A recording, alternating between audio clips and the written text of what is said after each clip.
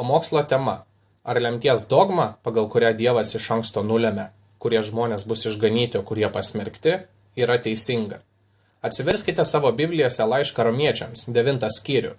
Tai bus vienas iš tekstų, kuriuos mes šiandieną skaitysime, ieškodami atsakymų į mūsų temos klausimą, ar Dievas pasirinko tuos, kuriuos jis išgelbės ir padovanos savo malonę besąlygiškai. Mes šiuo metu esame serijose Malonės doktrinos ir studijuojame, ką Biblija moko apie Dievo malonę ir išgelbėjimą. Mes žiūrime į savokas, tokias kaip išrinkti, nulemimas, taip pat Dievo pasirinkimas išgelbėti. Taigi, Romiečiams 9 yra vienas iš pagrindinių tekstų, kurie kalba apie tokią savoką, kad Dievas suvereniai parodo malonę tiems, kuriems jis nori parodyti malonę, ir užkietina širdį tiems, kuriems jis nori ją užkietinti. Aš jums patariu praleisti daug laiko ypatingai šiame tekste. Ši tema yra kažkas tokio, kur tikintieji tikrai turėtų atsargiai apsvarstyti ir grumti su šia mintimi, bet kartu ir pasiduoti tiesai, kuri rodo, kad Dievas yra aukščiausias teisėjas. Taip pat, kad Dievas turi savo suverenų, niekieno nepaveikiamą autonominį pasirinkimą duoti savo malonę tiems, kuriems jis nori duoti. Pradėkime nuo laiško Romiečiams 9 skyrių 6 eilutės. Klausykitės dabar teisaus ir gyvojo Dievo žodžio. Netiesa, kad gali neišsipildyti Dievo žodis. Ne visi kilę iš Izraelio priklauso Izraeliui, ir ne visi Abraomo palikuonys yra jo vaikai. Bet kaip pasakyta, iš Izaoko tau bus pašaukti palikuonys. Tai reiškia, kad ne vaikai pagal kūną yra Dievo vaikai, bet vaikai pagal pažadą laikomi palikuonimis. O pažado žodis toks. Apie tą laiką aš ateisiu ir Sara turės sūnų. Ir ne tik tai, bet taip pat ir Rebekai, pradėjusiai iš vieno mūsų tėvo Izaoko, dar jos dvyniams negimus ir jiems dar nepadarius nei gero, nei blogo, kad Dievo nutarimas įvyktų pagal pasirinkimą ne dėl darbų, bet šaukiančiojo valia. Buvo pasakyta, vyresnysis tarnaus jaunesniajam, kaip ir parašyta, Jokūbo pamilau, o Ezavo nekenčiau. Kągi pasakysime, gal Dievas neteisingai daro? Jokiu būdu. Jis Mozei kalba, aš pasigailėsiu to, kurio norėsiu pasigailėti, ir būsiu gailestingas tam, kuriam gailestingas norėsiu būti. Taigi viskas priklauso ne nuo to, kuris trokšta ar kuris bėga, bet nuo gailestingojo Dievo. Juk raštas faraonui sako, aš iškėliau tave, kad parodyčiau savo jėgą tau ir kad mano vardas būtų skelbiamas visoje žemėje. Vadinasi, ko jis nori, to pasigaili, ir kurį nori, tą užkietina. Gal man pasakysi, o už ką tada jisai kaltina? Kasgi galėtų atsispirti jo valiai? Ak žmogau, kasgi, tiesą sakant, tu toks esi, kad drįsti prieštarauti Dievui. Argi dirbinys klausia meistro, kodėl mane tokį padarėjai? Ar puodžius neturi galios moliui, kad iš to paties minkalo pagamintų vieną indą garbingam panaudojimui, o kitą negarbingam? O jeigu Dievas, norėdamas parodyti savo rūstybę ir apreikšti savo jėgą, didžiu kantrumu pakentė pražūčiai nužiestus rūstybės indus, kad apreikštų ir savo šlovės turtus gailestingumo indams, kuriuos iš anksto paruošė šloviai. Prieš skaitant toliau šventą Dievo žodį, pakelkime savo balsus į Dievą kaip jo tauta. Tėve, mes susirinkome priešais tavo šventą žodį, šlovindami tave, dėl šitos nuostabios dovanos. Tu prakalbai mums ir tu toliau kalbi mums, pradedant savo kūrinyje, kurie tu šauki pasauliui apie save, apie tai, kad tu esi tarp mūsų ir jie tu rodai mums savo galią. Bet ne tik tai, Dieve, tu mums taip pat davei apreiškimą apie savo šventą sūnų. Viešpate, Jėzau, tu esi Dievo apreiškimas. Tu esi Dievo apreiškimas įkūnytas kūne. Ir tu vaikščiai tarp mūsų. Ir Dieve, tu taip pat prakalbai per savo šventą žodį. Mes galime nebejotinai, kaip faktą žinoti, ką tu mums apreiškiai, nes tu pats mums tai pasakei. Visi paslėpti dalykai priklauso mūsų viešpačiui Dievui, bet ką Dievas apreiškia, priklauso mums ir mūsų vaikams. Ačiū tau, Dieve, kad mes turime visišką aiškumą ir mums nereikia sakyti, oi, tai yra paslaptis. Bet ką tu, Dieve, palietei, tą mes galime žinoti. Mes galime žinoti tavo širdį, tavo mintis, tik dėl to, Dieve, kad tu mums tai apreiškiai. Ir dėl to, Dieve, mes tau dėkojame. Mes tau dėkojame už tavo malonę, už tavo gailestingumą. Mes tau Viešpatie dėkojame, kad tu išgelbėjai mus, buvusius tavo priešus, nusidėjėlius. Tu mums davei malonę ir šitos malonės ir gailestingumo mes nenusipelnėme ir mums tai nepriklauso. Mes turėtume gauti visiškai priešingą dalyką iš tavęs. Padėk mums tai pamatyti ir suprasti. Kol mes tyrinėsime šitos tekstus, prašau Viešpatie, sulaužyk mūsų išdidumą ir aroganciją, kuri yra mūsų širdise. Mokyk mus, Dieve, apie savo suverenę valią ir apie savo galingą meilę ir malonę. Jėzaus Kristaus vardu mes sakom tau, Dieve. Amen. Kokia prasmė yra šitų studijų? Ogi sumažint mūsų bažnyčios narių skaičių? Ne. Prieš daug metų aš turėjau draugą, pastorių Tom Schrader iš East Valley Biblijos bažnyčios. Jis kasmet pamokslaudavo apie šią temą, juokaudamai sakydamas, mūsų bažnyčios parkingas yra perpildytas, pats laikas praretinti mūsų gretas. Bet taip neturėtų būti, kad šita tema taip skaldytų mus krikščionis. Nes šioje temoje mes nematome nieko, apart Dievo šlovę ir šlovę jo malonės. Kas mus skaldo šioje temoje? Tai yra žmogaus išdidumo problema ir žmogaus užsispyrimas, kuris sako, yra kažkas manyje, kas pritraukia Dievo malonę. Yra kažkas manyje, kas skiria mane nuo to, kuris atmeta Jėzų. Ir tokie žmonės mano, kad jie turi kažką savyje, toje sutvertoje būtybėje ir neleidžia savo pamatyti, kad viskas ateina tik iš Dievo.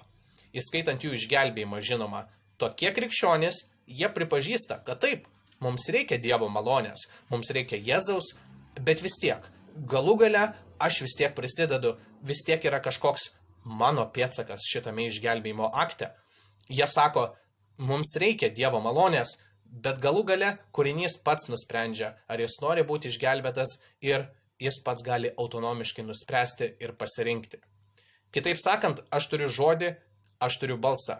Jūs matyti esat girdėję tokį pasakymą, Dievas už jūs balsuoja, ar galbūt kovoja ir šėtonas tą patį daro, bet jums reikia pasirinkti, pas kurį galiausiai ateisite. Ar kitus panašius evangelistinius posakius, kurie patys iš savęs negali nulaikyti vandens. Ar tai iš tikrųjų priklauso nuo kūrinio? O ar Dievas suverenus, taip kaip Biblija moko, kad jis yra? Ar Dievas suverenus kiekvienoje detalėje? Nuo paukščių, kurie šoka nuo medžių, ar kūrinių vandenynuose, kurių dauguma mūsų net nėra matę, o ir jeigu pamatytų, tai liktų išgąsdinti. Iki Dievo suverenaus visatos išlaikymo, su milijardų galaktikų, kur mes gyvename tik vienoje galaktikoje. Suverenus Dievas, kuris paskiria ir nugriauna karalius, kuris kontroliuoja karaliaus širdį kaip sroves upėse. Suverenus Dievas, kuris sako, kad aš nulėmiau prieš viską išrinktuosius dėl mano pačio tikslų ir dėl mano pačio šlovės. Ar Dievas toks suverenus, kaip kad jis pats sako Biblijoje? Jis yra tas, kuris paskelbia pabaigą nuo pradžios. Niekas negali sulaikyti jo rankos ir niekas negali pasipriešinti jo tikslams. Biblija moko, kad Dievas yra suverenus. Mes pradėjome šitas serijas su šita pagrindinė idėja, kad Dievas yra suverenus. Viena iš citatų, kurias aš čia esu užsirašęs, labai lengva, labai graži, kaip maistas sielai. Šita citata yra iš daktaro R.C. Sproul. Aš viliuosi, kad šita citata palies jūsų širdį, nes ji tokia tikra. Ir ne tik šitai temai, ji apgaubia visą mūsų teologiją, visas mūsų praktikas. R.C. Sproul sako, dauguma krikščionių išpažįsta Dievo suverenumą, bet praktikoje tiki žmogaus suverenumu. Tai tiesa, tai tikrai labai teisingai pasakyta. Dievas suverenus. Jo, mes taip sakome, mes nulenkėme savo kepurę šitam pasakymui, nes žinoma, neįmanoma pabėgti nuo šitos temos, pradedant nuo pradžios knygos ir baigiant apreiškimu. Šitas faktas yra visur. Tai yra neišvengiamas faktas randamas skaitant Bibliją. Bet nepaisant to, mes vis tiek turime tikėjimus apie išgelbėjimą, teologinius tikėjimus, kurie pastato kūrinį į centrą, kurie tėmus visus pašalinius garsus palieka žmogų kaip suverenų išgelbėjimo klausime. Taip, mes išpažįstame. Dievas suverenus. Amen. Bet kažkodėl neaišku kaip mūsų teologiniam tikėjimui apie išgelbėjimą, mūsų Dievas yra surištomis rankomis. Ir mes sakome, Dievas yra suverenus ir mes turime laisvą valią rinktis. Mes, matai, turime laisvą valią rinktis ir Dievas negali maišytis mūsų laisvos valios kelyje. Mes sakome, Dievas pasidarė savo rėmus, savo norų, kuris negali jų pažeisti, ir tie rėmai yra mūsų laisva valia. Argi Dievas manipuliuos manimi? Argi jis mane privers kažką pasirinkti prieš mano valią? Juk Dievas yra dabar pavaldus šitai mano idėjai, kad aš turiu laisvą valią ir jis paklūsta šitai mano idėjai. Na ir dėl šitos idėjos visa išgelbėjimo teologija pasidaro neaiški. Tokia kaip rūkas ar purvas, kur tu negali matyti, kas yra dugne. Nesvarbu, kad Biblijoje mes aiškiai matome Dievo suverenumą absoliučiai visose dalykuose ir įvykiuose, bet kai kalba ateina apie mano išgelbėjimą, aš esu laisvas rinktis ir čia Dievo suverenumas sustoja. Ir kodėl aš vis apie tai kalbu? Nes juk mes jau esame turėję šitas serijas apie Dievo suverenumą ir jo malonę, kodėl kalbėti apie tai dar kartą? Aš kalbu, nes tai yra mano gyvenimo tikslas – pristatyti ir apginti ir išlaikyti gerąją naujieną, Jėzaus mokymą, biblinę perspektyvą apie Dievo malonę. Jeigu mes pažiūrėsime į bažnyčios praeitį, ir aš tikiu, kad tai toliau kartosis ateityje, mes pamatytume, kad visada buvo iškraipimų liečiant Dievo malonę. Biblinės evangelijos, biblinės tiesų iškraipimo.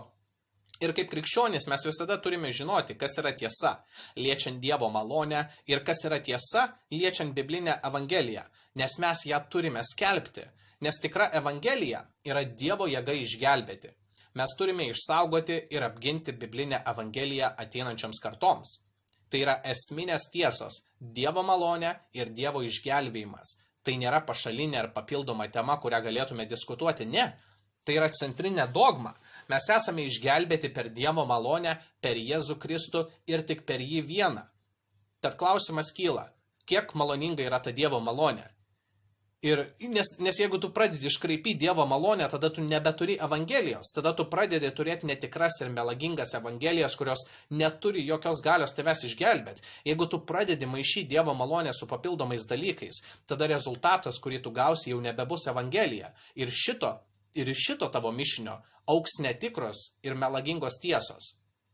Tad tai yra mūsų darbas ir mūsų pareiga ginti biblinį mokymą apie Dievo malonę.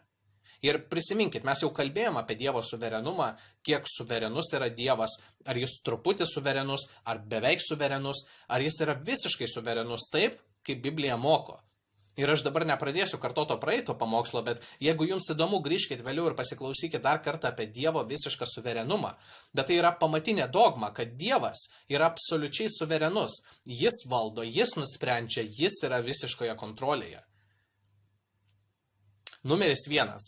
Tai yra Dievo suverenumas, kas yra fundamentali dogma ir pamatinis mokymas. Numeris 2. Mes kalbėjome apie visišką nesugebėjimą arba kitaip visišką sugedimą, kas reiškia, kad be Dievo žmogus pats nesugebėtų ir net nenorėtų ieškoti Dievo ir jo valios. Ir jeigu jūs tikrai suprastumėte šitas dvi tiesas, kurias beje neįmanoma atmesti, nes Biblija yra persmelkta šitų tiesų ir šitos tiesos yra nuoseklios, pastovios ir konsistencinės. Ir beje, ar jūs žinot, kad galima pastebėti ir pirštu parodyti melagingą teologinę mokymą ar tiesą, kai pamatai, kad mokymas yra nenuoseklus ir skylėtas, nekonsistencinis ir nepastovus. Bet ši dogma yra pastovi nuo pradžios iki pabaigos. Dievas yra suverenus. Kiek suverenus?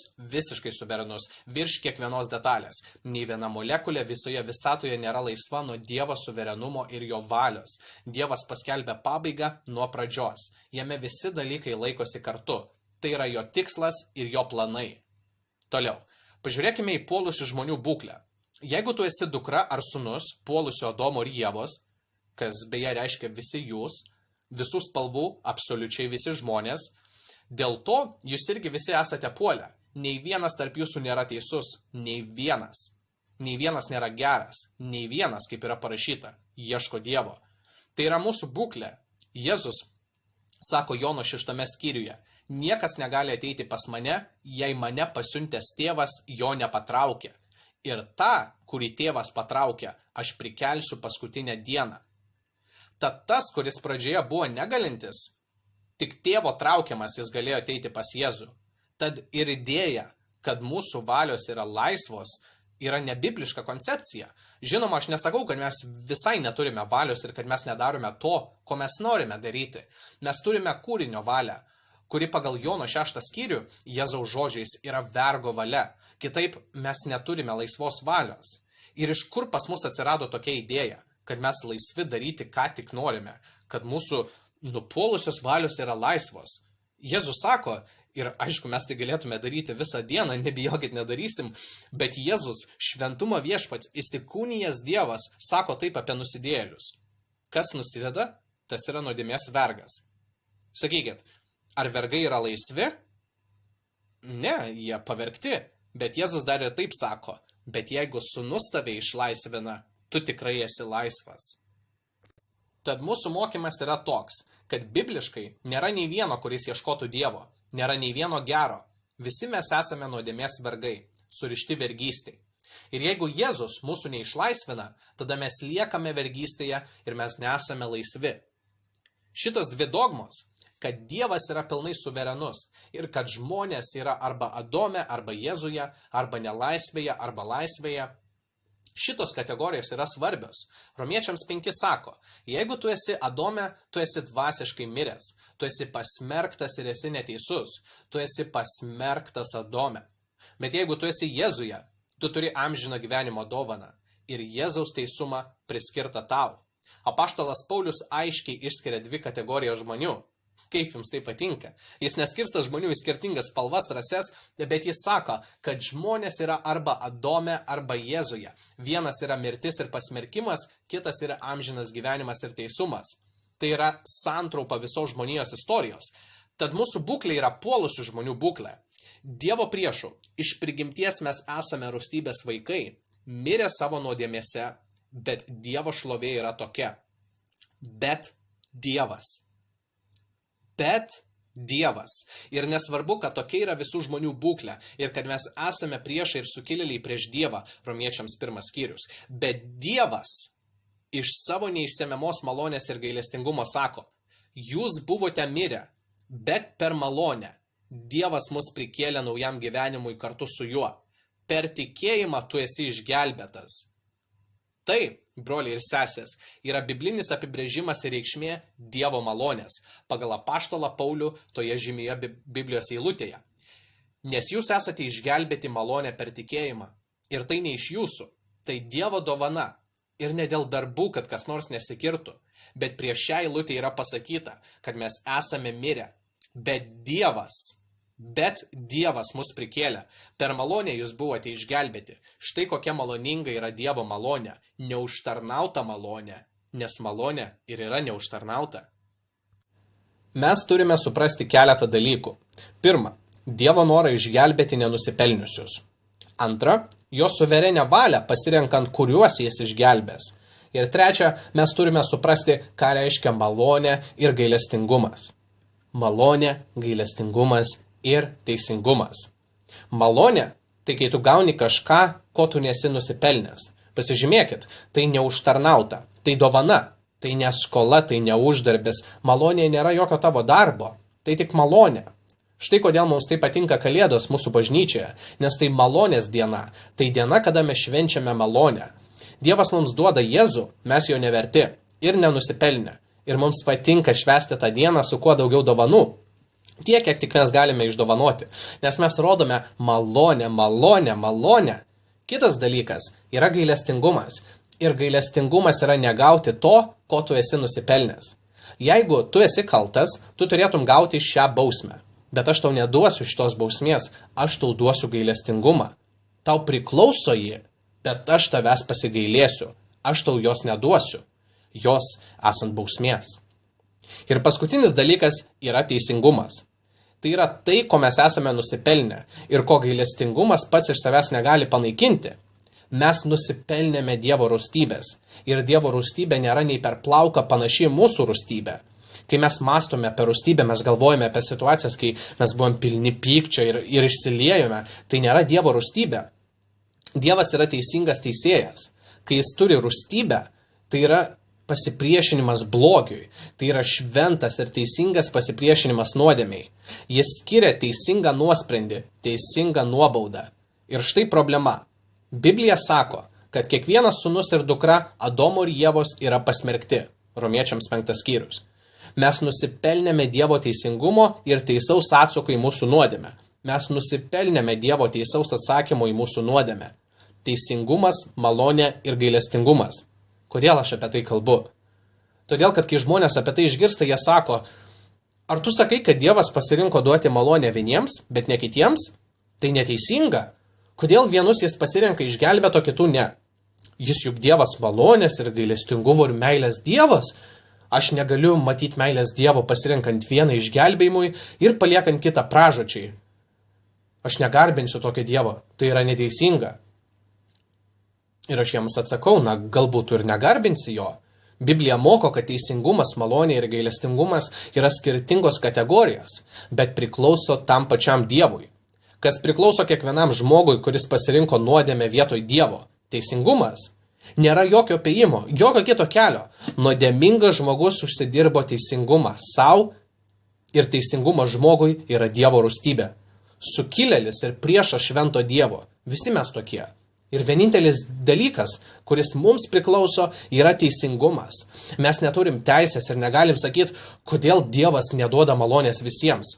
Ir aš galiu įrodyti tau, klausytojau, kad tu pats netiki tą sakydamas ir įrodymas yra mūsų pačių įsteigti teismai.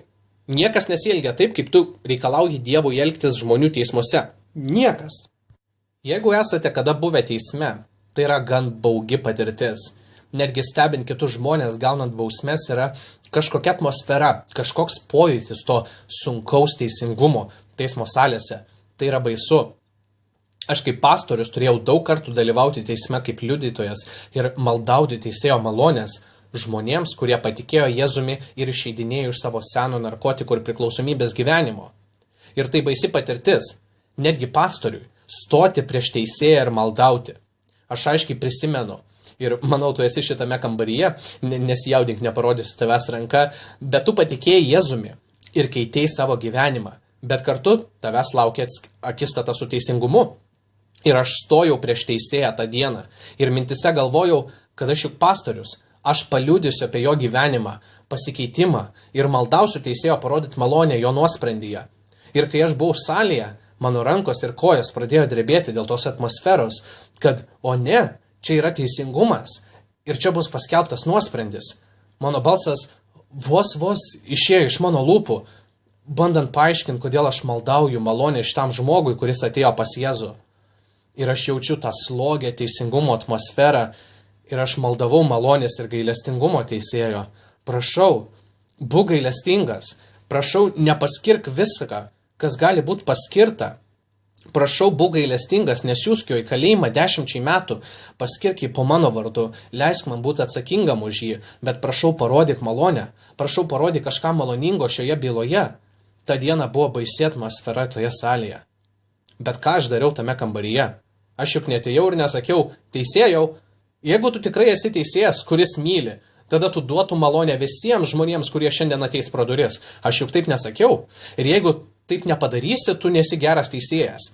Mes visi juk pripažįstame, kad taip, šitas žmogus tikrai kaltas ir tas teisėjas turi atsakomybę paskirti teisingą nuosprendį. Tas teisėjas nepažįsta nieko tame kambaryje.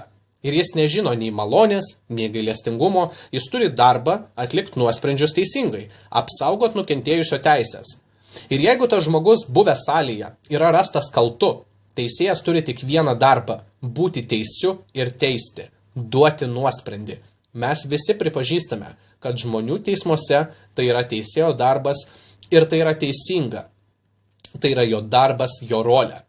Mes neteiname į teismus ir nesakome meilė, malonė ir gailestingumas visiems, paleiskime visus. Štai yra ir įrodymas, kad kai tu ar aš esame nuskriausti, mes einame į teismą tikėdamėsi, kad sulauksime teisingumo ir kad kaltininkas bus nubaustas. Bet kai kalbame apie Dievą, apie aukščiausią teisėją, mes drįstame sakyti, tu esi neteisingas, tu turėtum duoti malonę visiems. Jeigu mes žiūrėsim bibliškai, pamatysime, kad mes visi esame nusidėjėliai. Visi mes esame rūstybės vaikai, sukilėliai, Dievo priešai, nuodėmės vergai. Klausimas neturėtų būti, kodėl Dievas išgelbėja vienus, bet pasmerkia kitus. Klausimas turėtų būti, kodėl Dievas aplamai ką nors išgelbėja? Kodėl jis nors vieną žmogų turėtų išgelbėt, o labiausiai mane? Štai čia ir yra geras ir teisingas klausimas. Ir tik arogancija ir išdidumas mums leidžia apkaltinti Dievą neteisumu, kol jis padovanojo savo malonę nesuskaičiuojamam skaičiui žmonių. Tai yra malonė ir gailestingumas buvo nupirktas jo viengimio amžino sūnaus. Tokia malonė ir gailestingumas yra protų nesuvokiama. Na ir štai yra problema su žmonėmis, kurie priešinasi Dievo nulemimui ir krikščionių išrinkimui anksčiau visko. Yra tai, kad jie maišo žmogaus filosofijas su biblinėmis tiesomis. Ir žmogaus filosofija visada bus priešprieša biblinėmis tiesoms. Kai Dievas pasirinko, kurį jis išgelbės, jis tai padarė jau prieš viską, prieš žemės pagrindams iškilus iš vandenų. Ir mes pamatysime tekstus, kurie mums tai kalba. Bet ši mintis, kad Dievas yra suverenus, teisingas teisėjas, kad jis turėtų nusidėjėlius visus mus nubausti už mūsų uždirbtą nuodėmę, kad jis turėtų pasiekti teisingumą. Pirma, ši mintis įžeidžia sukilusius kūrinius. Pagalvokit, kiek nusikaltelių ir kalinių kalbėtų gražiai apie organus, kurie juos nuteisė. Galbūt jūs esat matę video nusikaltelių, išgirdusių savo verdiktą. Matėte, kaip dauguma jų arba pradeda kovoti, arba spjaudytis, arba paleidžia savo burną keiksmažodžiams plaukti. Žmonės, kurie yra nusikalteliai, jie dažniausiai turi labai žemą požiūrį teisėjų atžvilgių. Taipogi, keista, bet ši mintis, kad Dievas išgelbėja tuos, kuriuos jis nori, yra įžeidžianti mintis ir daugumai evangelistinių bendruomenių, kurios tiki, kad galų galiausiai jie yra suverenus ir autonominiai, o ne Dievas, kad galų gale jie daro pasirinkimą ir Dievas jų nepriverstų, jeigu jie nenorėtų. Taip, Dievas gelbėja, bet mes sprendžiame, jie taip sako. Galiausiai kai kuriems yra problematiška tai, būnant mintis, kad Dievas išgelbėjo tuos, kuriuos jis nori, deklaracija, kad toks Dievo elgesys yra neteisingas. Bet ką geras Dievas yra skolingas žmonėms? Gailestingumą ar teisingą nuosprendį ir atlygį? Žinoma atlygį, žinoma bausmę. R.C. Sproul labai gražiai iliustravo šią problemą. Jis nupiešė 6 žmogeliukus ir išskyrė juos į 2 grupės. Apibrėžęs 3 ir 3, jis pasakė, malonė šitiems 3, teisingumas šitiems 3. Jis sakydavo, kai žiūri į šį piešinį, aš norėčiau, kad tu įsivaizduotum visą žmoniją. Ir visi šie nupiešti žmogeliukai yra kalti nusidėjėliai ir nusikaltėliai. Visi sukilėliai nusipelnė teisingumo. Ir jeigu aš apibrėžiu 3 ir sakau, malonė jiems, ir apibrėžiu kitus 3 ir sakau, teisingumas jiems, ar šioje vietoje aš pasielgiau neteisingai? Ar čia neįvyko teisingumas? Ar galėtų kas nors pasakyti, kad šis mano poelgis yra neteisingas? Nes juk visi yra kalti. Visi nusipelnė teisingumo, visiems priklauso nuosprendis. Jeigu Dievas nusprendžia padovanoti malonę ir gailestingumą vienai grupiai ir teisingumą ir nuosprendį kitai, ar tokiu atveju tu galėtum deklaruoti neteisybę Dievo vardui? Nes tie, kurie gaus teisingumą, ar jie jo nenusipelnė? Žinoma nusipelnė. O tie, kurie gaus malonę ir gailestingumą, ką jie turėjo gauti? Jie turėjo gauti taip pat teisingumą ir nuosprendį. Bet ką jie gavo? Malonę. Ar ta malonė buvo jiems skolinga? Ne. Tad mes žinome, kad teisingumas buvo atliktas ir kartu su juo nesuvokiamas dalykas – Dievo malonė, kurią jis pats padovanojo tiems, kuriems jis norėjo. Ir nei vienas iš jų nėra nusipelnęs jos. Šitoje iliustracijoje nuostabiausias dalykas, kad Dievas pasirinko parodyti malonę net vienam iš tų nupieštų žmogeliukų. Štai yra klausimai ir iššūkiai, ateinantis iš žmonių. Ir taip mes šį vakarą dar nersime į krūvą tekstų, kurie apie tai kalba, bet štai yra žmonių keliamos problemos. Jie sako, taip, lemties dogma yra visoje Biblijoje. Tai yra nenuginčiamas faktas. Net pats žodis nulemti yra Biblijoje. Žodžiai išrinktieji, Dievas renkasi, Efeziečiams 1 skyrius. Te būna palaimintas Dievas, mūsų viešpaties Jėzaus Kristaus tėvas, kuris palaimino mus Kristuje visais dvasiniais palaiminimais danguje, mus išrinkdamas jame prieš pasaulio sutvėrimą, kad būtume šventi ir nekalti meilę jo akivaizdoje. Geros valios nutarimu jis iš anksto paskyrė mus įsūnyti per Jėzų Kristų. Štai ir yra. Tai yra neįmanoma pabėgti nuo to. Ir negalvokit, kad tai yra viena ar kita eilutė čia ar ten. Tai yra pilna skyrių, kurie būtent apie tai kalba. Tai va, tie žmonės taip ir sako. Aš negaliu pabėgti nuo minties, kad Dievas renkasi. Aš negaliu pabėgti nuo minties, Dievas nulėmė iš anksto. Ir aš negaliu pabėgti nuo Dievo išrinktųjų, nes žinau, kad net Paulius pradėdavo savo laiškus kreipdamasis į Dievą, kuris renkasi, ir kreipdamasis į išrinktuosius šventuosius. Ir jie masto tai, ką aš iš viso šito galiu nuspręsti. Man reikia kažką sugalvoti, kad aš išsaugočiau Dievą tokį, kokį aš jį įsivaizduoju. Dėl to jie taip sako. Kai Dievas sukūrė, jis lyg ir pasižiūrėjo į priekį, į ateitį, kad pamatytų, kurie pasirinks jį ir patikės juo. Ir dėl šitos žinios apie jų pačių veiksmus, jis nusprendė pasirinkti tuos, kuriuos jis pamatė ateityje, elgiantis taip, kaip jis nori. Tačiau kokios problemos yra tokiame mąstyme bibliškai? Jeigu Dievas pažiūrėtų į ateitį, jis pamatytų kapines, jis pamatytų pasaulį pilną istorijų apie mirusius žmonės. Ką Romiečiams 3 sako? Nėra nei vieno gero, nėra nei vieno, kuris ieško Dievo. Tad jeigu Dievas pažiūrėtų į ateitį, norėdamas pamatyti, kuris jo patikės ir kuris ne, ką jis pamatytų?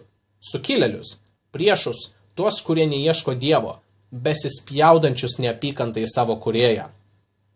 Ir jeigu Dievas pažiūrėtų į ateitį, norėdamas pamatyti, kuris juo patikės, ar jis pamatytų nors vieną tikintį? Jono 6 sako, jog žmogus nesugeba ateiti pas mane. Tad jeigu Dievas pažiūrėtų į ateitį, norėdamas pamatyti, kuris jo patikės, ką jis rastų? Tuos, kurie bėga nuo Dievo ir jo neieško. Tad nėra nei vieno, kuris ieško Dievo. Štai vienas stipriausių argumentų prieš šį mąstymą. Dievas juk yra visažinis. Amen? Amen. Pamastykite, Dievas žino viską. Bet jeigu Dievas žiūri per laiko prizmę į priekį ir nori kažką pamatyti, ir jis iš to gauna naują informaciją, tai reiškia, Dievas kažką išmoko, sužinojo to, ko nebuvo žinojęs, ir jis nebuvo visažinis. Bet galbūt žmonės sakys, taip, tai negali būti taip, kaip mes sakome, bet galbūt Dievo pasirinkimas priklauso nuo mūsų pasirinkimo. Tai yra nuo mūsų darbų, nuo mūsų šventumo, nuo mūsų pasiekimų. Bet tada mes grįžtame pilnu ratu prie netikros evangelijos, kur žmonės dirba dėl savo išgelbėjimo. Juk parašyta, kad visų mūsų šventumas yra kaip purvini skarmalai. Dievas nesirenka žmonių pagal jų šventumą, nes Biblija sako, mes visi esame mirę. Mes esame nusikaltėliai, sukilėliai prieš Dievą, verti Dievo rūstybės. Tad kai Dievas renkasi, jis renkasi suteikti malonę nenusipelniusiems žmonėms, žmonėms, kurie yra jo priešai, žmonėms, kurie yra nuodėmės vergai. Tai yra tai, ką Biblija moko. Ir dar kartą aš norėčiau priminti, kad tai nėra studija nuo 0 iki 10, mes galėtume čia būti visą dieną ir žiūrėti į eilutes, nes jos beveik begalinės, bet mes vis tiek turime kažkur pradėti, kad pradėtume suvokti, ką mes čia aptarinėjame. Ir jeigu tu klausytojau turi dabar kitokį nusistatymą ar kitokį tikėjimą, ko aš tavęs prašau, kad bent kol kas tu tiesiog klausytumėsi nuleidę savo išdidumą ir išgirstum, ką aš noriu pasakyti, mūsų perspektyvą. O tada vėliau galėtum dirbti bibliškai, sekdamas tekstus. Ir manau, kad geriausia vieta mums būtų pradėti Senajame testamente, kur kiekvienas krikščionis būtų sutarime su kitu krikščioniu. Kažkodėl mes visi sutinkame su šiuo faktu. Atsiverskim kartu Pakartoto įstatymo 7 skyrių ir skaitykime nuo 6 iki 8 eilutės. Ir ši tiesa, su kuria mes visi sutinkame, turėtų mus pažadinti šiai suverenaus Dievo savokai, kurioje mes ir bandome šią dieną apšviesti jūs. Tu esi viešpačiui, tavo Dievui pašvęsta tauta. Viešpats, tavo Dievas tave išrinko, kad būtum jam ypatinga tauta virš visų tautų esančių žemėje. Viešpats, jūs pamilo ir pasirinko ne dėl to, kad buvote gausesnė tauta už kitas tautas, nes jūsų tauta mažesnė už kitas tautas, bet dėl to, kad viešpats jūs pamilo ir kad ištesėtų jūsų tėvams duotą priesaiką, jis išvedė jūs galingą ranką iš faraono, Egipto karaliaus vergijos. Pamastykit dabar apie šią savoką, kad Dievas yra suverenus. Ir aš žinau, kad daug žmonių turi problemą su šiuo faktu. Ir aš nemelavau, kai sakiau, kad dauguma evangelinių surinkimų yra šitos problemos pradžia. Žinoma, aš dabar nesivelsiu į šią diskusiją, bet kalbant apie Amerikos evangelinės bendruomenės paramą Izraeliui, ką tos evangelinės bendruomenės sako apie Izraelį? Jie sako, kad šitie žmonės ir šita tauta yra Dievo išrinkti žmonės ir išrinkta tauta. Ir mes matome, kad tame tekste, kur Dievas sako, iš visų tautų aš tave pasirinkau, ir mes sutinkame su tuo, kad Dievas galėjo išsirinkti savo tautą vietoj kitų tautų. Bet kai kalba ateina apie išgelbėjimą, Dievas praranda savo suverenumą. Dievas pasirinko tą tautą, nes jis juos pamilo, nes jis norėjo išlaikyti savo pažadus. Bet mes nepripažįstame Dievo suverenaus pasirinkimo mūsų išgelbėjime. Ir niekas nedrįstų pasakyti, kad ta tauta buvo išrinkta dėl savo darbų, nes tie, kas skaitė Senąjį testamentą, žino, nuo žemdirbio Kaino iki karaliaus Deivido, kuris nužudė vyrą moters, kurią jis pasisavino savo, Izraelio istorija yra labai dėmėta. Visi jie nusidėliai, bet Dievas pasakė, aš pasirinkau tave.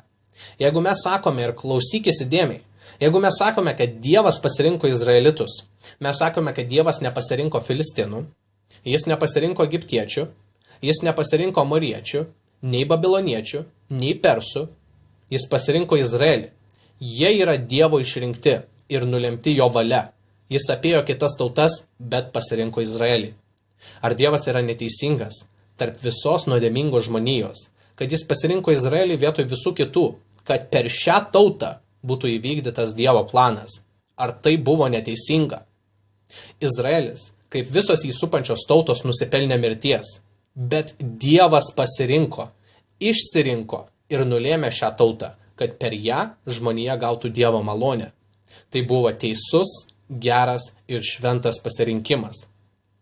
Tad evangelikai, kurie skelbia Izraelio išrinktumą, argi jūs negalit pripažinti Dievo suverenumo jūsų gyvenimuose? Pažiūrėkime į eilutes, kurios kalba apie Dievo išrinkimą ir Dievo nulemimą. Ir šios, broliai ir sesės, yra nenuginčijamos biblinės tiesos. Mes neturime teisę sakyti, oi, tai paslaptis, arba mes negalime to suprasti. Nors yra dalykų tikėjime taip, kurie yra paslėpti arba kurių pilnai mes nesuprantame. Bet jeigu Dievas prabilo apie tam tikrą tiesą, mes galime žinoti ir turėti pilną pažinimą būtent toje vietoje. Pilni skyriai ir sekcijos Biblijoje kalba apie šios dalykus. Broliai, tai nėra paslaptis. Sesės, nuo jūsų tai nėra paslėpta. Tai yra lygiai taip pat aišku, kaip kad Jėzus yra Dievas. Tai yra lygiai taip pat aišku, kaip kad Biblija yra Dievo žodis. Tai taip pat aišku, kaip kad mes esame išgelbėti per tikėjimą, per Jėzų Kristų. Šios tiesos yra lygiai taip pat aiškios kaip tiesos, kurias mes gveldename šiandieną. Kad Dievas yra suverenus Dievas, kad jis yra teisingas Dievas ir kad mes visi nusipelnėme teisingumo, kas mums reiškia mirti. Bet Dievas per savo malonę, per Jėzų Kristų pasirinko tuos, kuriuos jis pasirinko. Šios doktrinos yra lygiai tiek aiškios kaip Jėzaus prisikėlimas kūne. Tad galiausiai, štai aš jums parodysiu keletą eilučių ir vėliau mes grįšime prie kai kurių tekstų trumpam, bet štai jos yra. Žinoma, galėsite jas perskaityti vėliau ir pamedituoti jų prasme, tik aš norėčiau atsiprašyti, negalėsiu jums duoti nuorodų šių eilučių, nes mano printeris nespausdino vienos spalvos, tada aš jums tik jas perskaitysiu, jūs galėsit kaip namų darbams jas paguglinti. Romiečiams 8 skyriuje. O kuriuos jis iš anksto numatė, tuos iš anksto ir paskyrė tapti panašius į jo sūnaus atvaizdą, kad šis būtų pirmagimis tarp daugelio brolių. Čia reikėtų atkreipti dėmesį į numatę ir iš anksto paskyrę. Efeziečiams 2 skyrius. Nes jūs esate išgelbėti malonę per tikėjimą. Ir tai ne iš jūsų. Tai Dievo dovana. Ir ne dėl darbų, kad kas nors nesigirtų. Mes esame jo kūrinys, sukurti Kristuje Jėzuje geriems darbams, kuriuos Dievas iš anksto paskyrė mums atlikti. Efeziečiams 1 skyriuje. Te būna palaimintas Dievas, mūsų viešpaties Jėzaus Kristaus tėvas, kuris palaimino mus Kristuje visais dvasiniais palaiminimais danguje, mus išrinkdamas, jame prieš pasaulio sutverimą, kad būtume šventi ir nekalti meilę jo akivaizdoje. Pasiklausykite dar kartą, išrinkdamas Jėzuje prieš pasaulio sutverimą. Jono 6:37 Visi, kuriuos man duoda tėvas, ateis pas mane. Ir ateinančio pas mane aš neišvarysiu lauk. Čia reikėtų atkreipdėmėsi, kad yra žmonės, kurios tėvas atiduoda Jėzui. 2 Timotiejui 1:9, kuris išgelbėjo mus bei pašaukė šventu pašaukimu, ne pagal mūsų darbus, bet savo paties nutarimu bei malonę, kuri buvo suteikta mums Kristuje Jėzuje prieš amžiams prasidedant. Čia svarbu atkreipti prieš amžiams prasidedant, kad Dievas pasirinko krikščionis. 2 Tesalonikiečiams, 2 skyrius, 13 eilutė. Mes jaučiame pareigą visada dėkoti Dievui už jūs, viešpaties numylėti broliai, kad Dievas jūs nuo pradžios išsirinko išgelbėjimui per dvasios pašventinimą ir tiesos tikėjimą. Mato 11:27, viskas man yra mano tėvo atiduota. Ir niekas nepažįsta sūnaus, tik tėvas, nei tėvo niekas nepažįsta, tik sūnus. Klausykite įdėmiai. Ir kam sūnus nori apreikšti. Romiečiams 8:28, nuo 28 iki 30 eilutės. Be to, mes žinome, kad mylintiems Dievą viskas išeina į gerą, būtent jo tikslu pašauktiesiems. O kuriuos jis iš anksto numatė, tuos iš anksto ir paskyrė tapti panašius jo sūnaus atvaizdą, kad šis būtų pirmagimis tarp daugelio brolių, o kuriuos jis iš anksto paskyrė, tuos ir pašaukė. Kuriuos pašaukė, tuos ir išteisino. Kuriuos išteisino, tuos ir pašlovino. Mes, žinoma, anksčiau jau esame su savo bažnyčia kalbėję, kad žodis numatė nereiškia žiūrėjimą į ateitį ir naujos informacijos gavimą, bet tai reiškia intimumą tarp Dievo ir tarp tavęs kaip Dievo vaiko. Tuos, kuriuos jis numatė, su tais jis pasirinko įeiti į susitarimą per Jėzų Kristų. Ir ar prisimenate, kaip mes kalbėjome apie Izraelį? Tai va, kitoje vietoje Dievas sako, kalbant apie Izraelį, aš tik tave pažinau tarp visų tautų. Ar mes dabar sakysim, imdami žodį tiesiogiai, kad Dievas nežinojo nieko apie gretimas tautas? Ne, žinoma, jis apie visas tautas žino, bet šitas žodis pažinti yra intimumo terminas, kaip kad Adomas pažino Ievą. Tai intimų santykiai. Ir kai Dievas sako, aš tave pažinau prieš viską, jis tave kviečia į intimius santykius tarp savęs ir tavęs kaip jo kūrinio. Jis tave nulėmė prieš viską. Jis tave pasirinko per savo malonę. Visa tai įvyko prieš žemėj atsirandant. Ir dėl to mes žinome, kad tai yra tiesa. Mes juk jau skaitėme Efeziečių tekstą, kur parašyta, kad jis mus pasirinko prieš žemės pagrindams atsiradus. Ir ką tai sako apie Jėzų? Tai sako, kad Jėzus yra avis, kuri buvo paskersta dar prieš žemėje atsiradus. Tai yra suverenus Dievas, kuris dirba savo valiai ir įgyvendina savo planą, išgelbėti nevertus nusidėjėlius. Pažiūrėkite, ką Paulius sako. Būtent dėl šito aš galiu iškęsti viską, dėl išrinktųjų, kad jie taip pat gautų išgelbėjimą per Jėzų Kristų amžinai šloviai. Ir Dievas taip pat sako Mozei, aš pasigailėsiu to, kurio pasigailėsiu, ir aš parodysiu malonę tam, kuriam parodysiu. Ir prašau, klausykitės, viskas yra šitame tekste ir tai negali būti numesta šalin ar numesta į oi mes niekada nežinosime. Jis Mozei kalba, aš pasigailėsiu to, kurio norėsiu pasigailėti ir būsiu gailestingas tam, kuriam norėsiu gailestingas būti. Taigi viskas priklauso ne nuo to, kuris trokšta ar kuris bėga, bet nuo gailestingo Dievo. Taipogi pažiūrėkime į Apaštalų 13:48. Tai girdėdami, pagonys džiaugiasi ir šlovino viešpatės žodį. Ir įtikėjo visi skirti amžinajam gyvenimui. Tie, kurie buvo paskirti, tie įtikėjo. Tad jis rodo malonę tam, kam jis nori, ir jis sukėtina tuos, kuriuos jis nori. Šita eilutė yra viena iš mano mėgstamiausių. Čia Jėzus kalba ir tai yra galinga. Jono 15:16 eilutė. Ne jūs mane išsirinkote, čia Jėzus kalba, bet aš jūs išsirinkau ir paskyriau, kad eitumėte, duotumėte vaisių ir jūsų vaisiai išliktų, kad ko tik prašytumėte tėvą mano vardu, jis jums duotų. Jėzus taip pat Jono 6 sako, mano avis girdi mano balsą ir aš jas pažįstu ir jos seka mane. Aš duodu joms amžiną gyvenimą ir jie niekada neprapuls ir niekas neišplėš jų iš mano rankų.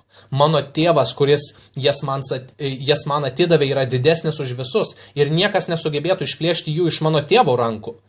Broliai, sesės, paklausykit bent šitos eilutės. Jeigu jūs norėtumėt žinoti, kur aš einu, kai mano gyvenimą gaubia tamsa, išbandymai ir sunkumai, Jono 6 ir Jono 10, čia mano užuovėja. Nes Jėzus sako, man tėvas atidavė avis. Tėvas atidavė žmonės Jėzui. Ir Jėzus sako, aš pažįstu jas. Aš numiriau dėl jų. Jie niekada neprapuls. Aš jiems duodu amžiną gyvenimą. Jie yra mano rankose. Niekas jų neišplėš iš mano rankų. Mano tėvas yra didžiausias, didesnis už visus. Ir niekas nesugebėtų išplėšti jų iš mano tėvo rankų. Tai yra mano sielos inkaras. Bet pastebėkite, kad Jėzus sako, tėvas turi žmonės, kuriuos jis atidavė Jėzui. Ir Jėzus sako, aš jas pažįstu ir aš jiems atiduodu amžiną gyvenimą. Tad yra žmonių grupė, kurios tėvas atidavė Jėzui, kad jie niekada neprapultų. Išgelbėti ir padovanoti amžiną gyvenimą jiems. Tai yra Dievo suverenus pasirinkimas. Dar viena eilutė. Jono 5 skyrius 21 eilutė. Kaip tėvas prikelia numirusiuos ir juos atgaivina, taip ir sūnus grąžina gyvybę, kam nori. Ir dar viena. Mato 24-22. Ir jeigu tos dienos nebūtų sutrumpintos, neišsigelbėtų ne vienas kūnas, bet dėl išrinktųjų tos dienos bus sutrumpintos. Paulius taipogi rašė, Tito 1:1. Paulius, Dievo tarnas ir Jėzaus Kristaus apaštalas, pagal Dievo išrinktųjų tikėjimą bei dievotumą atitinkantį tiesos pažinimą. Efeziečiams 1 nuo 11 iki 12 eilutės. Jame ir gavome palikimą, iš anksto paskirtą sutvarkymo to, kuris visą veikia pagal savo valios nutarimą, kad pasitarnautume jo šlovės gyriui mes, kurie nuo seno turėjome viltį Kristuje. Ir aš galėčiau skaityti šitas eilutes, bet leiskit man grįžti prie pagrindinio teksto, kuris įtvirtina šį mūsų tikėjimą apie Dievo suverenumą, jo pasirinkimą ir jo valią. Prieš skaitant dar Jono 6 skyrių, mano viltis, kad mes kaip bažnyčia turėtume šitą tekstą kaip savo pamatą. Ne dėl debatų, bet broliai ir sesės tai turėtų būti maistas jūsų sielai. Ypač, kai matai visą tai, kas atsitinka pasaulyje, mirtis ir žūtis ir lygos ir pandemijos, tai turėtų būti visa pildantis maistas tavo sielai. Kai tu susiduri su finansiniais sunkumais, mirtimi, verslo ar projekto žlugimu, mylimojo praradimu, tai turėtų būti pakankama tavo sielai. Kai jauti ir manai, kad Dievas yra toli nuo tavęs, kai manai, kad jis yra kaip savininkas, kuris tau išnuomavo namą, bet vis negrįžta atsiimti užmokesčio, kai manai, kad jam tu neberūpi šiame gyvenime, kai matai tik tamsą aplink save, tai turėtų atgaivinti tavo sielą. Ir Jėzus čia kalba apie maistą, apie duoną, kurie ateina iš dangaus. Po to, kai jie pamatė Jėzų ir išgirdo jo liudijimą, štai ką jie pasakė eilutėje 28. Jie paklausė, ką mums daryti, kad vykdytume Dievo darbus? Kitais žodžiais, ką galiu padaryti, kad galėčiau sumokėti ir atmokėti Dievui? Ir Jėzaus atsakymas yra tikra evangelija. Jėzus atsakė, tai yra Dievo darbas tikėti tą, kurį jis siuntė. Ir tada jie klausė, kokį padarysi ženklą, kad pamatytume ir tave įtikėtume, ką nuveiksi? Mūsų tėvai dykumoje valgė maną, kaip parašyta, jis davė jiems valgyti duonos iš dangaus. Tuomet Jėzus jiems tarė, iš tiesų sakau jums, ne Mozė davė jums duonos iš dangaus, bet mano tėvas duoda jums iš dangaus tikrosios duonos, nes Dievo duona yra tas, kuris nužengia iš dangaus ir duoda pasauliui gyvybę. Tada jie jam tarė, viešpatie, duok mums visuomet mums tos duonos. Ir Jėzus sakė, aš esu gyvenimo duona, kas ateina pas mane, niekomet nebeelgs, ir kas tiki mane, niekomet nebetrokš. Bet aš jums sakiau, jūs mane matėte ir netikite. Gerai, stop. Sutelkim savo pilną dėmesį į ateinančias eilutes ir prisiminkime, kad tai yra Dievo apreiškimas kūne, Jėzus, ir Jėzus sako šios žodžius žmonėms, kurie netiki juo. Jūs mane matėte, bet jūs manimi netikite. Ir Jėzus taip pat sako, visi, kuriuos man duoda tėvas, ateis pas mane. Visi, kuriuos tėvas duoda Jėzui, ateis pas Jėzų. Jėzus sako, ir ateinančio pas mane aš neišvarysiu lauk. Tai turėtų būti maistas ir vanduo mūsų sielai. Jėzus kalba toliau, nes aš nenužengiau už dangaus vykdyti ne savo valios, bet valios to, kuris mane siuntė. O mane siuntusio tėvo valia, kad nepražudyčiau ne vieno iš tų, kuriuos jis man davė, bet kad prikelčiau juos paskutinėje dieną. Tokia mano siuntusiojo valia, kad kiekvienas, kuris regi sūnų ir tik jį, turėtų amžinai gyvenimą, ir aš jį prikelsiu paskutinėje dieną. Aš jums jau tai daug kartų sakiau, bet pasakysiu dar kartą, šios tiesos patvirtina kalvinizmą 110%. Bet kažkas pasakys, bet kalvinizmas dar neegzistavo Jėzaus laikais. Kalvinizmas yra tik žodis, pavadinimas, kaip skėčio terminas, gaubiantis tam tikras Evangelijos malonės doktrinas. Jeigu kas norėtų sužinoti, kas yra kalvinizmas, tai tu jau tai žinai ir tu tai išgirdai. Ši doktrina yra šioje teksto sekcijoje. Jėzus nepraras nei vieno, kurį tėvas jam davė. Jis prikels visus, kuriuos tėvas jam davė, paskutinę dieną. Beje, jeigu tu klausytojų tikrai tiki Jėzumi, tai šitas pažadas yra ir tavo pažadas. Bet ar nėra tų, kurie palieka tikėjimą, ar nėra perspėjimų raštuose apie tuos, kurie nuklysta? Taip teisingai, tikrai yra, bet apaštalas Jonas atsako į tai. Jie išėjo iš mūsų, kad būtų aišku, kad jie niekada nebuvo tarp mūsų. Mano kaip pastoriaus patirtyje, aš manau, kiekvienam savo baltam barzdos plaukui prisiminčiau po žmogų, kur galvau, kad jis tikrai tikintis, bet po kiek laiko jis man pasakytų, kad ne, niekada aš netikėjau, aišku, aš čia apie barzdą sakau juokaudamas. Bet nesupraskit blogai, Jėzus nepamatė ar neprarado nieko. Tai tiesiog įvyko, kad mes matytume, kad tie žmonės niekada nebuvo iš mūsų, pagal apaštalą Joną. Jėzus juk ne veltui sakė, aš nužengiau iš dangaus vykdyti ne savo valios, bet valios to, kuris mane siuntė. Ir ta valia yra tokia, kad nepražudyčiau ne vieno iš tų, kuriuos jis man davė, bet kad prikelčiau juos paskutinę dieną. Jeigu tu tikrai pasitiki Jėzumi, tu esi jo avis ir jis tave pažįsta, jis numirė dėl tavęs. Tu buvai atiduotas Jėzui, tėvo, ir jis niekada tavęs nepraras. Ir jis tave prikels paskutinę dieną. Toks yra jo pažadas. Bet tada žydai ėmė murmėti prieš jį, dėl to, kad jis pasakė, aš duona nužengusi iš dangaus. Jie sakė, argi jis ne Jėzus, Juozapo sūnus, argi nepažįstame jo tėvo ir motinos? Tad kodėl jis sako, aš nužengiau iš dangaus? Jėzus jiems atsakė, nemurmėkite tarpusavyje. Niekas negali ateiti pas mane, jei mane siuntęs tėvas jo nepatraukia. Ir tą aš prikelsiu paskutinę dieną. Pamastykite dar kartą. Žmogus yra neįgalus.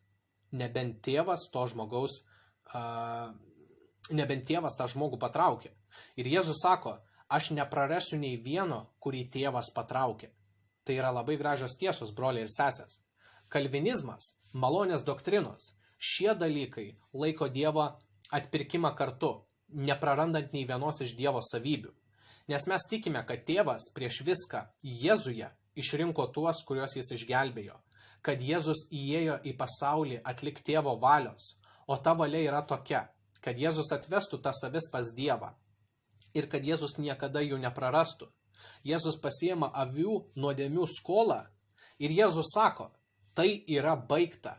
Ir jis nemeluoja, kai sako, tai yra pabaigta, tai įvykdyta, tai jau pasibaigė. Kaina sumokėta ir kraujas išpiltas. O Dievo dvasia ateina, Jėzaus siųsta, ir padeda mums augti ir veda mus į teisumą, keičia mus į Jėzaus paveikslą. Dvasia duoda dovanas tikėjimo ir atgailos. Štai čia yra trejybės, Dievo istorija ir atliktas darbas. Grįžkime prie Efeziečiams skyriaus. Aš jums noriu dar kartą paskaityti ir galbūt parodyti kai kurios savo pastebėjimus. Pradėkime nuo pirmos eilutės. Paulius, Dievo valia, Jėzaus Kristaus apaštalas. Stop. Štai mes vėl matome. Suprantate dabar, kai aš sakau, kad tai yra neįmanoma pabėgti nuo šios minties ir kad ji yra persismelkusi daugumoje tekstų. Paulius tik pradėjo rašyti ir jis negalėjo susitvardyti ir turėjo atiduoti Dievui šlovę net savo pirmame sakinyje. Ne iš savęs, bet apaštalas Dievo valia. Ir kam jis rašo? Ogi šventiesiems. Ir ką reiškia šventieji? Šventieji reiškia tie, kurie buvo atskirti nuo kitų. Tad skaitant toliau jis rašo, šventiesiems gyvenantiems Efeze ir išrinktiesiems Kristuje Jėzuje. Malonė jums ir ramybė nuo Dievo, mūsų tėvo ir viešpaties Jėzaus Kristaus. Tebūna palaimintas Dievas, mūsų viešpaties Jėzaus Kristaus tėvas, kuris palaimino mus Kristuje, visais dvasiniais palaiminimais danguje, mus išrinkdamas jame, prieš pasaulio sutvėrimą, kad būtume šventi ir nekalti meilę jo akivaizdoje. geros valios nutarimu.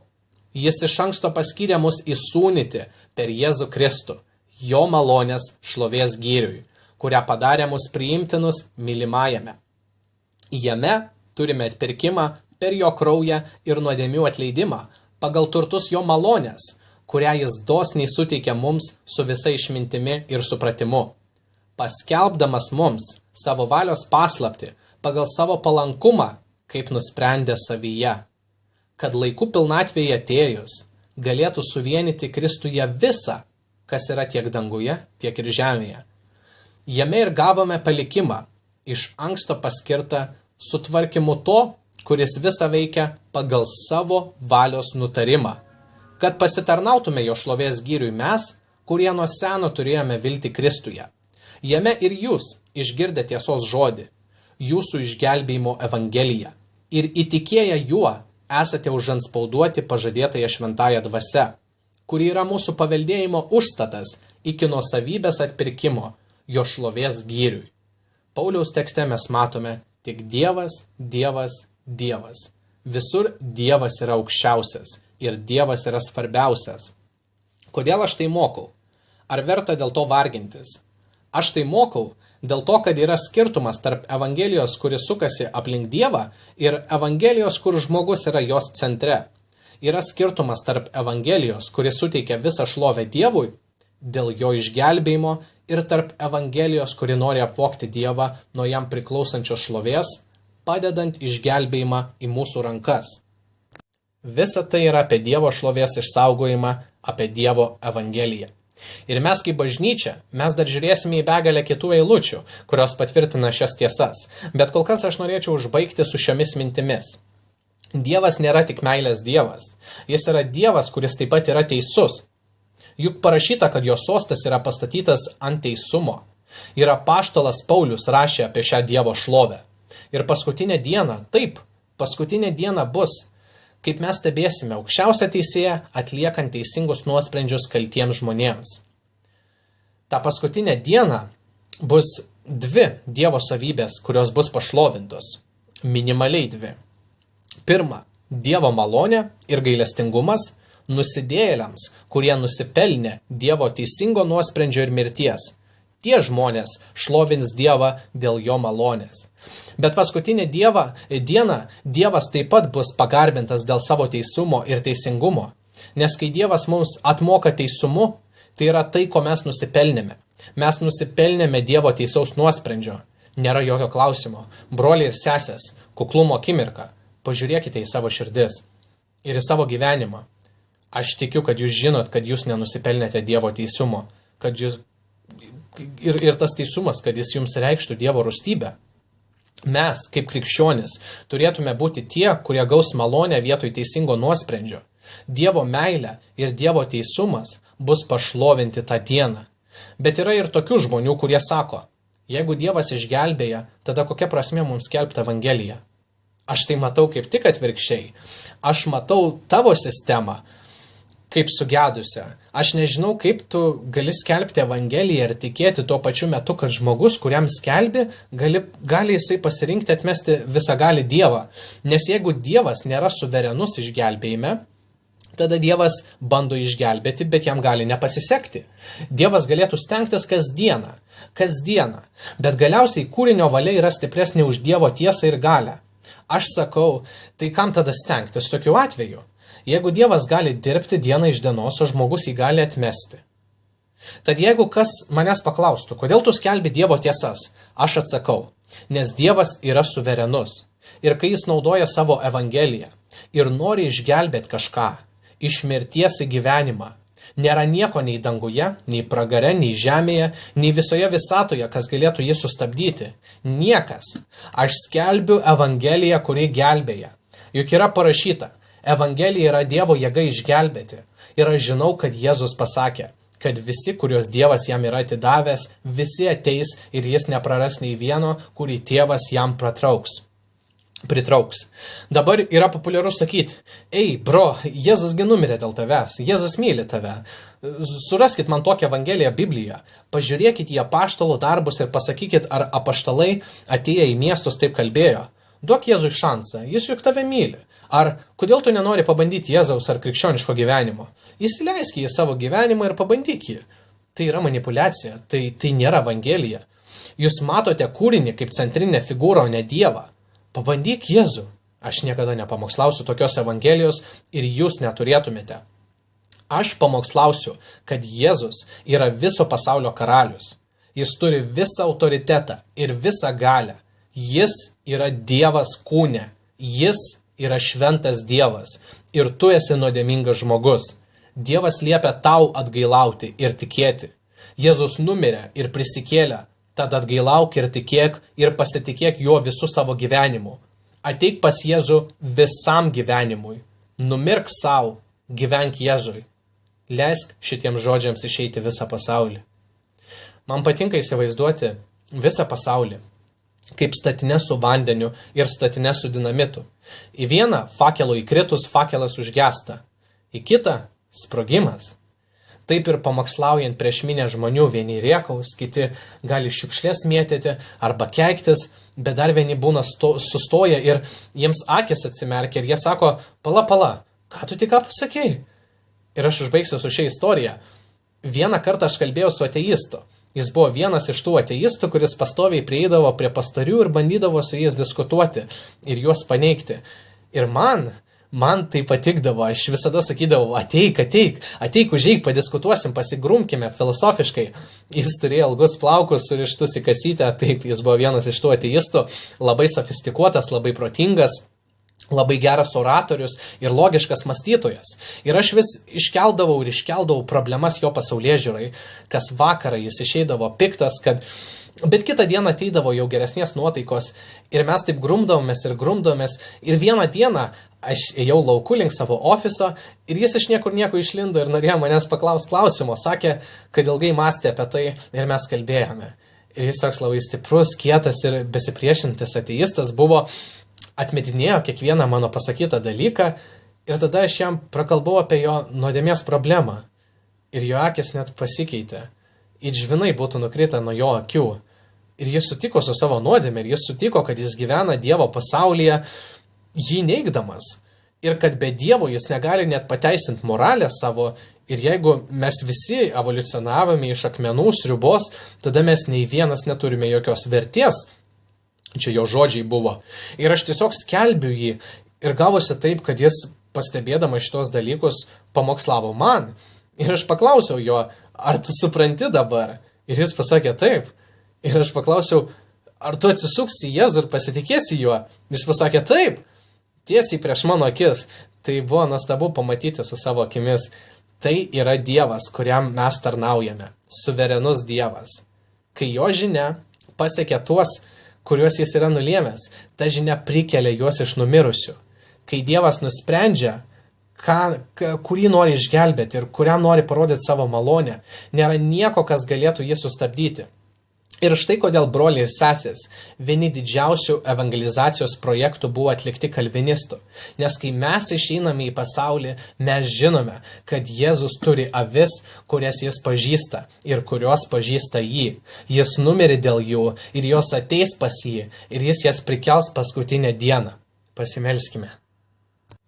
Tėve, aš prašau, kad tu palaimintum šitą žodį, kad jis vestų mus prie evangelizacijos, prie tavo tiesų skelbimo, daugiau negu prieš tai, žinant, kad tu esi suverenus Dievas ir kad tu pasirinkai išgelbėti nevertus žmonės. Aš meldžiu, kad mes drebėtume prieš tavo malonę, džiaugtumėmės tavo gailestingumu. Ir aš meldžiu dėl pasaulio, kuris mus supa, kuris yra pasimetęs ir mirštantis, nusipelnęs visko, kas ateis iš tavęs. Teisingumo dieną. Aš meldžiu Dieve tavo gailestingumą ir aš žinau, Dieve, kad tu naudoji savo bažnyčią keisti pasaulį. Suteik mums galios įpūsk gyvybę į mirusius. Naudok mus, Dieve, savo valiai. Jėzaus vardu. Amen.